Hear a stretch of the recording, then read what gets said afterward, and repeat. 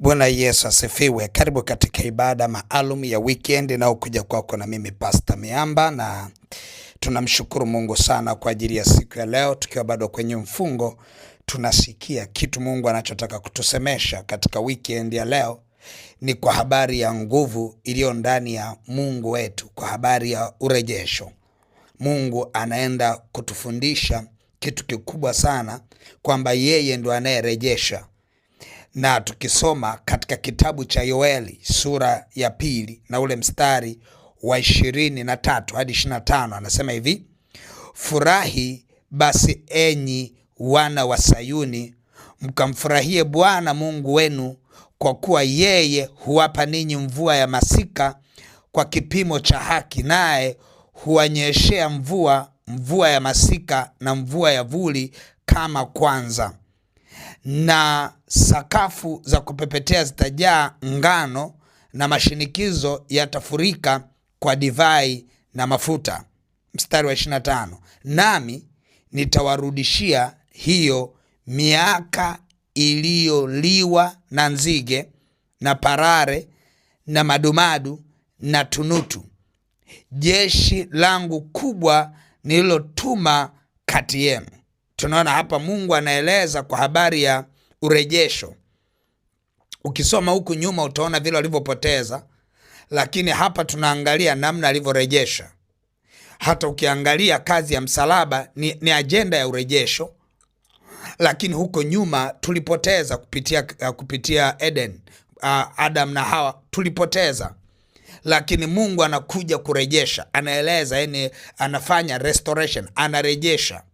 Sasa hiyo inaweza isiwe ni ajenda kubwa sana kuliko ile Mungu anayosema ni kuambia sasa hivi. Baada ya kuwa kuna mpango wa kurejeshewa, kuna namna Mungu anataka tuelewa leo nini cha kufanya. Cha kwanza ni kuchunguza tulichopoteza. Hilo ndio jambo kubwa sana. Urejesho Mungu tayari anaenda kutufanyia. Tunaenda kuomba leo na utashangaa kuna nguvu itashuka, upako utashuka kwenye maisha yako. Kama ni mtu anayechunguza katika roho, utagundua kwamba kutakuwa kuna nguvu itashuka kwenye maisha yako leo. Ikifika haiendi yenyewe kwenda kutafuta, huwa inataka itangulie kwanza kuangalia ulichokigundua kimepotea, ulichochunguza na kuona ya kwamba hakijakaa sawa. Hicho Mungu huwa anavutika sana kuanza nacho hicho, baadaye anaenda kukusaidia kile ambacho hujagundua kama kimeibiwa. Na ili ujue urejesho unakuja kwa haraka kiasi gani, ni pale ambapo utapita kwenye maandiko. Nitakupitisha tu kwa haraka kama highlight, wewe utaenda kuyasoma vile ambavyo kadha wa kadha watu waliweza kujichunguza na kuona mambo hayajakaa sawa. Kuna watu wengi sana. Ukiangalia kwenye Biblia, tuangalie wachache hawa. Tunaangalia yule mama aliyefiwa na mtoto wake, halafu akaenda kumbadilishia mwenzie ambaye alikuwa na mtoto wa umri sawa na yeye, halafu yeye akachukua mtoto aliye hai, halafu aliyekufa akamwekea mwenzie. Yule aliyeibiwa mtoto aliye hai, asubuhi alipoamka hakukubali, alichunguza kama mtoto aliyekufa ni wa kwake. Ukasome kitabu cha Wafalme, akaangalia akasema hivi, huyu mtoto aliyekufa sio wa kwangu. Akaenda kumwangalia yule aliye hai, akamwangalia akasema huyu ndio wa kwangu. Akaanza kwenda kushtaki urejesho wa mtoto wake aliye hai. Lakini kama asingechunguza, yule mtoto asingejulikana kama ni aliyekufa sio wa kwake. Kwa hiyo kilichomfanya yule mama wale arejeshewe mtoto wake ni namna alivyoweza kuchunguza.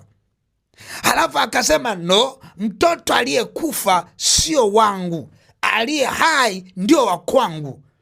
Kwa ajenda ikaanza kwenda hivi, na hiyo ndio Sulemani alianza nayo kesi ya mwanzo kabisa alipoomba Mungu ampe hekima. Kesi yake ya mwanzo ilikuwa ndio hiyo. Anaenda kumchunguza yule mtoto. Wanasema sasa tunachunguzaje? Huyu anadai ya kwamba yeye aliye hai ndio wa kwake, na huyu anasema hapana, aliyekufa sio wa kwake, aliye hai ndio wa kwake. Ajenda ni kwamba mtu mmoja amegundua ameibiwa. Kwa hiyo sasa kinachotafutwa hapo ni urejesho wa nani? Wa aliyegundua ya kwamba ameibiwa. Kwa hiyo tunapoangalia kwamba sasa tunafanya urejesho, namba moja, upako wa urejesho utashuka tu. Mungu akinituma ama Mungu akimtuma mtumishi wake aende akaongelee jambo lolote, Mungu tayari ameachilia upako juu ya kwenda kufanya hilo jambo.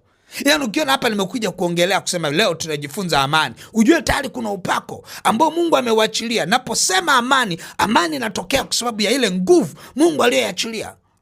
Hata hapa napoongelea ajenda, mimi naisikia nguvu hadi kwenye mwili wangu, naisikia nguvu ya kwamba ajenda ya leo ni urejesho. Lakini Mungu ananiambia vipi? Waambie interest yangu, kile nachokipenda ni wao wachunguze mahali gani wameibiwa.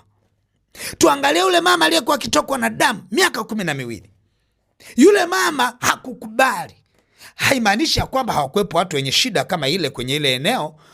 Wapo ambao walikuwa wana shida wakaichukulia kawaida, wakaizoea, halafu akasema hii ni shida yangu. Kwa yamkini wakuwepo wa mama wengine wanaotoka na damu kwa miaka hiyo, wakaamua solution ni kwenda kununua zile parts za jumla waziweke pale ili wasipate shida. Lakini yule mama akasema hapana, hii sio ya kwangu, mimi siwa hivi, hapana, kuna kitu nimeibiwa. Kuna muda wa kuvaa vitu vya kunisitiri kuweza kutokwa na damu, lakini Mungu hakutaka niweze kujisitiri miaka yote. Kuna kitu nimeibiwa, kuna kitu nimeibiwa.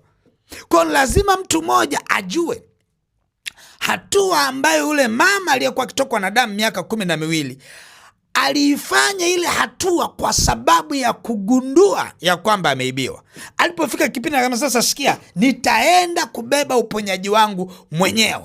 Kumbuka, Mungu anaangalia ni mahali gani unataka kwenda kubeba uponyaji, anaachilia uponyaji. Haimaanishi ya kwamba vazi la Yesu lilikuwa linatembea na uponyaji wakati wote.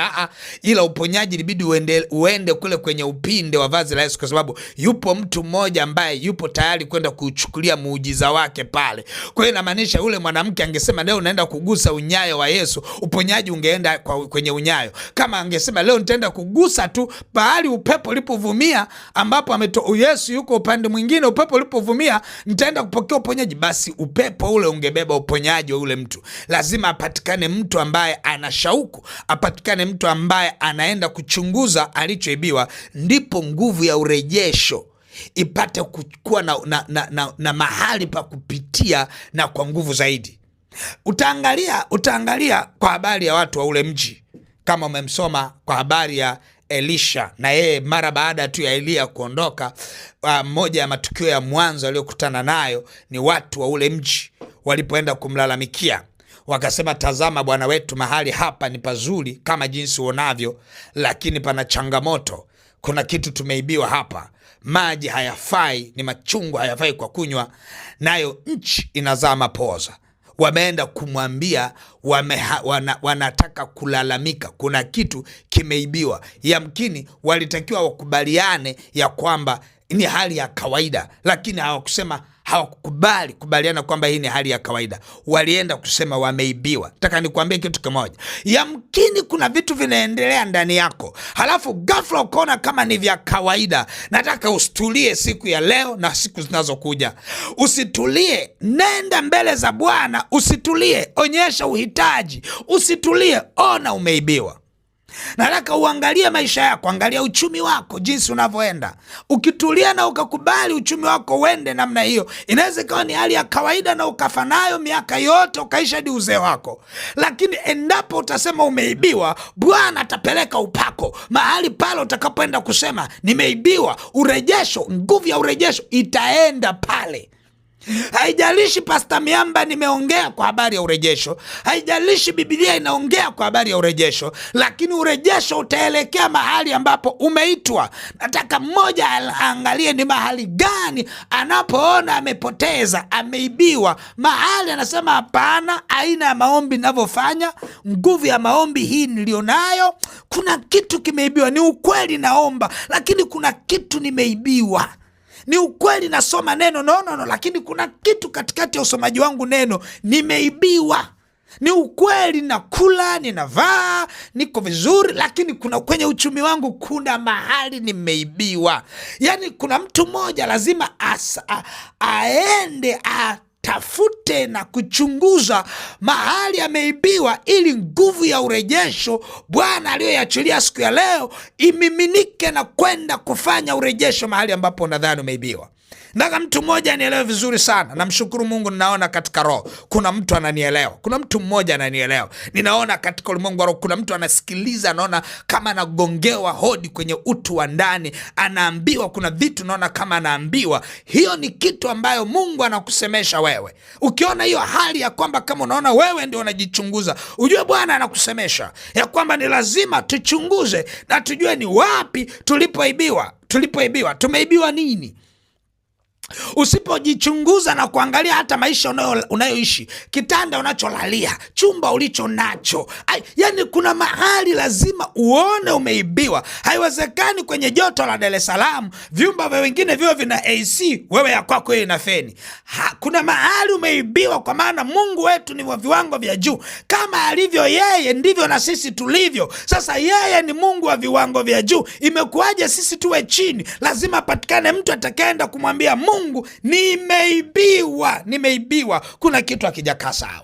Haiwezekani katika nchi ya walio hai, wengine wako katika viwango vya juu, level za juu, wewe unatembelea level za chini. Haiwezekani wengine wamejenga, wewe bado haujajenga, na hakuna tumaini la kujenga, na umekaa kimya. Lazima ujue kuna kitu kimeibiwa. Unajua watu wengi wanajificha kwenye lugha za kujitia moyo. Wakati wa Bwana ukifika, wakati wa Bwana lazima ujue. Kwenye kutafsiri maandiko kuna kitu kinaitwa context. Lazima uelewe unachokiongea.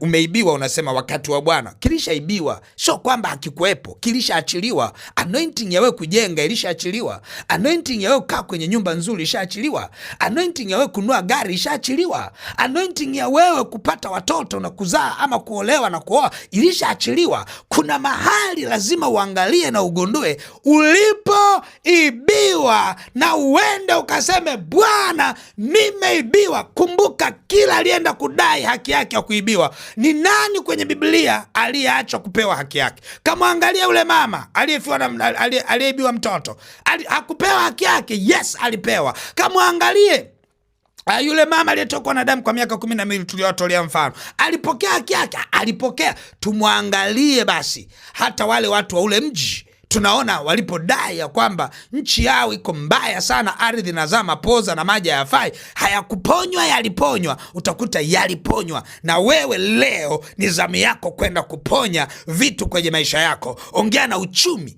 uliokushikilia mbaya. Angalia struggles zako, angalia unavyopambana. Mapambano ni mengi, unaiona mapambano kuliko neema. Kuna kitu umeibiwa, lazima tuende mbele za Bwana, tumwambie Bwana, tumeibiwa. Kama uko tayari, nataka usimame na mimi kwa imani. Mungu liye hai, katika jina la Yesu Kristo wa Nazareti, asante kwa maana umesema nasi. Unasema nasi, umesema na mtoto wako huyu, umeachilia neema ya kujua ni wapi ambapo ameibiwa. Jinsi alivyokuwa akisikia, tayari alikuwa akijichunguza. Mungu liye hai, ninaomba umpe neema mtoto wako aendelee kujichunguza na kujua ni wapi ameibiwa katika jina la Yesu. Baba, ninaomba na iwe neema na iwe nuru sasa. Mahali ambapo mtoto wako huyo ameibiwa, ninatangaza nguvu ya kurejeshewa. Mahali ambapo mtoto wako huyo ameibiwa, ninatangaza neema ya kurejeshewa katika jina la Yesu Kristo wa Nazareti. Hakutakuwa na ruhusa ya mtoto wako kuendelea kuibiwa leo.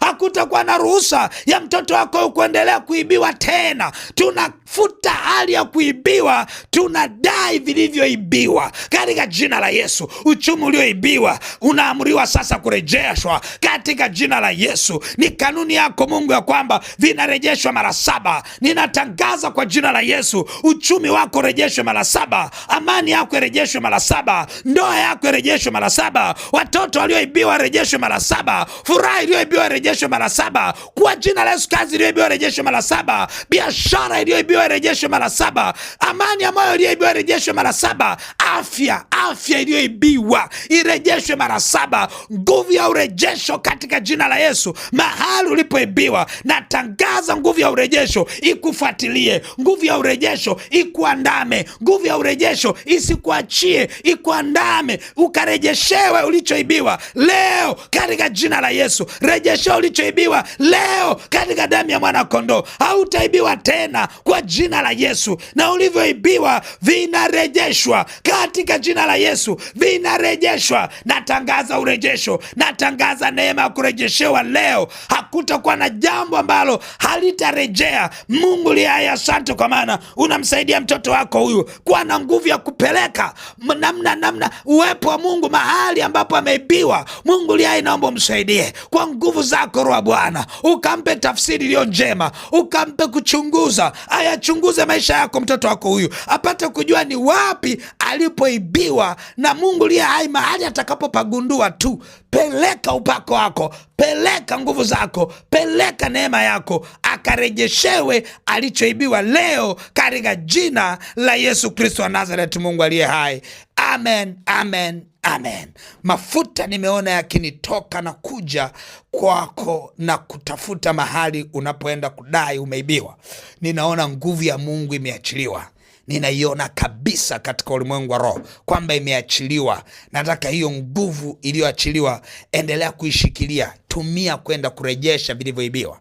Lakini jambo hili ni lazima liwe kiroho, lazima liwe na power ya rohoni, na kinachofanya power ya rohoni sio wewe kusikia tu, bali ni sadaka utakayoiachilia. Nataka ushike sadaka yako maalum. Natamani mtu mmoja atoe sadaka ambayo hajawahi toa hapo kwanza. Nataka uitoe sadaka ya kujigharimu, sadaka ambayo hujawahi toa, sadaka itakoenda na moyo wako. Yani unatoa sadaka unaikumbuka ya kwamba umeitoa. Unajua kuna namna unaitoa sadaka dakika moja ushaisahau kwa sababu ya ile sadaka kuwa ya kawaida ndogo isiyo na thamani. Unaiachilia dakika moja umesahau. Unatoa shilingi ngapi umesahau kwa sababu yani zinazoingia ni nyingi, yani umemega kakipande umepeleka kama sadaka hadi unasahau. Nataka utoe sadaka ambayo hutaisahau, yani kila ukilala ukiamka unaikumbuka sadaka ya urejesho ulioitoa. Nataka ufanye hivyo kwa imani. Mtu atakayesema nafanya kwa imani, utashangaa sana. Utakuja mahali hapa kwa ushuhuda. Usitoe sadaka ya mazoea.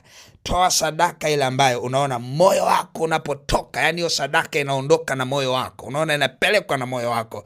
Kumbuka hazina yako ilipo na ndipo na moyo wako utakapokuepo. Kwa itoe hazina, itoe hazina. Mungu wangu akubariki sana na uwe na wakati mwema. Basi nitaendelea kukuombea na utaitoa sadaka yako kwenye ile lipa namba ya M-Pesa ambayo ni 577876 au namba za mawasiliano 0713842123 au 0744982517.